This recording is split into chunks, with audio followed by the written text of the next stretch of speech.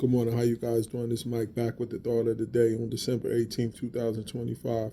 First, I want to give honor and praise to Ahaya Shua Ahaya Bahashim Yeshai Rawakadash, Father, the Son, and the Holy Spirit in Hebrew. Then I'd like to open with the serenity prayer. God, grant me the serenity to accept the things I cannot change, the courage to change the things I can, and the wisdom to know the difference. May your will, not mine, be done. Today I want to talk about the incident in Trenton on Beakes Street where the East Indian guy hit the brother in the head with a bat for stealing something out of his store. I don't know the brother descent that did it. If he's an Arab or an East Indian. He seemed to have that kind of tone when I looked at his picture on the flyer when he got arrested. But my thoughts on the situation, I see Devon Allah did a protest of the store and it had mixed reviews. Some people saying that they should have protested and the guy should have been arrested. Some people saying that they're tired of the person that was doing stuff and he just got what was coming. My thoughts of it is it's an unfortunate situation, but under no circumstances should somebody put their hands on somebody, especially if hitting them in the head with a bat over stealing something out of a store. That's what the law is for. That's why you file a complaint. That's why you do all of those things. If that brother didn't come into that store to try to harm somebody with a weapon or anything like that, then it's no circumstances should he have busted him in the head with a bat.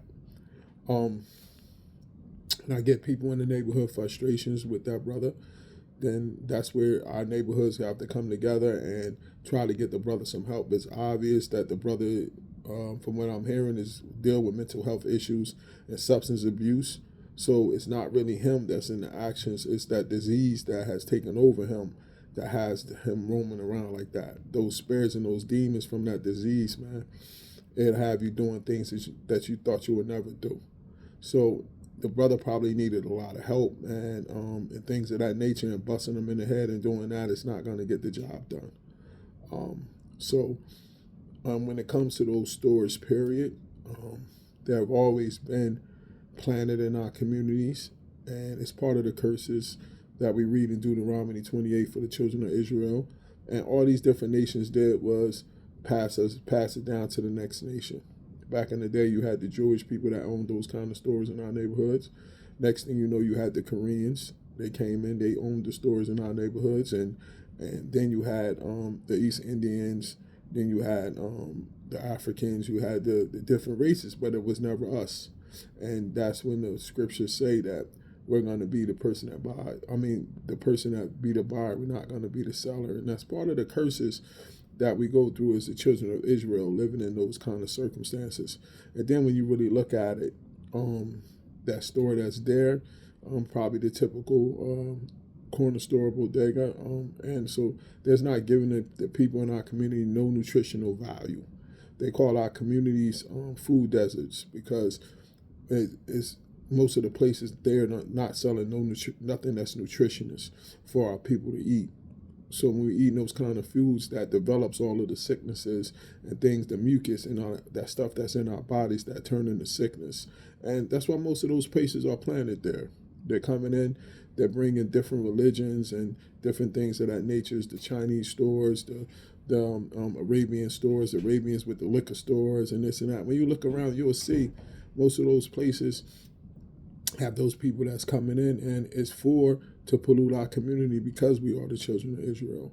So when you understand that and you start to try to figure out ways not to support that, you know what I'm saying? We have some people that have stores in our community, then go out your way to make sure that you support that.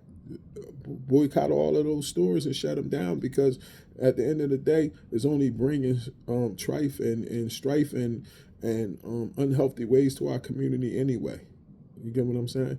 And this would go in the right direction when we turn to the Most High. Like he said, when we turn to him and away from sin, he will heal our land. But at the end of the day, you can't depend on politicians. You can't depend on the law to get involved. You can't depend on none of that. All you could do is do his statutes, laws, and commandments so you could be under protection and educate yourself on who and why those people are there. You get what I'm saying? and you don't understand. But under no circumstances should that man have physically put his hands on that brother with a bat or anything. And I hope he's prosecuted to the fullest of the law, because because just like they protect their own, we have to protect our own in this situation. The only difference is we will not even be allowed to be in their community that long for us to harm anybody like that. You better believe that. This is Mike. Enjoy the rest of your day. Shalom.